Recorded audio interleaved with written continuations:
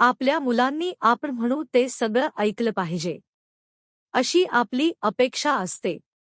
पण मुलं बरेचदा हट्टीपणा करतात. नाहीतर त्यांना त्यांचंच खरं करायचं असतं आणि आपण म्हणू ते अजिबात ऐकायचं नसतं. पालक म्हणून आपण मुलांच्या फायद्याच्याच गोष्टी त्यांना वारंवार सांगत असतो आणि त्या त्यांनी ऐकल्या तर त्यात त्यांचाच फायदा आहे असे आपल्याला वाटत असते. पण मुलं आपलं ऐकत नाहीत आणि मग आपला पारा चढतो. मुलांनी आपण म्हटलेलं ऐकलं नाही आणि त्यांच्याच मनाप्रमाणे काही केले की आपल्याला राग येतो. हा राग काही वेळा इतका जास्त असतो की आपण मुलांवर ओरडतो, प्रसंगी हातही उचलतो. पण याचा उलटा परिणाम होतो आणि मुलं आपलं जास्त ऐकेनाशी होतात.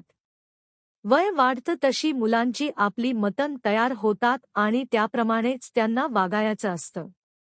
पण आईवडील आपल्या फायद्याचं सांगतात, त्यामुळे आपला फायदा होणार आहे हे मुलांना पटवून द्यायचं असेल आणि आपण म्हटलेलं त्यांनी ऐकावं असं वाटत असेल तर पालक म्हणून काही गोष्टींकडे आपण आवर्जून लक्ष द्यायला हवे.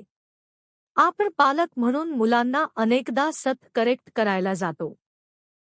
असं करू नको, तसं करू नको, असं कर अशा सूचना केल्याने मुलं आपल्या सूचनांना वैतागतात. सततच्या सूचनांमुळे मुलं इरिटेट होतात आणि एका मर्यादेनंतर मुलं आपलं ऐकेनासे होतात. बरेचदा आपण मुलांवर त्यांच्या वागण्याबद्दल नकळत आरोप करत राहतो.